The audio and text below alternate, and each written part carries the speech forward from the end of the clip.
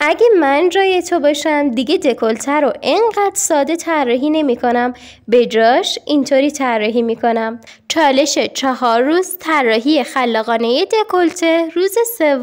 برای این دکولته خلاقانه اول از همه این خط رو پاک می کنم و خط مرکزی لباس رو به عنوان راهنما می کشم و بعد شروع می کنم فرم یقه دکولته رو طراحی می کنم.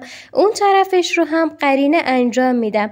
بعد از اون توی این قسمت یه نوار ضربدری به این شکل طراحی میکنم و اما پایین دکولته رو هم با پاکن پاک میکنم و یه خط هلال به این شکل میکشم و شروع میکنم به این صورت طراحیش میکنم که متناسب با فرم یقه باشه.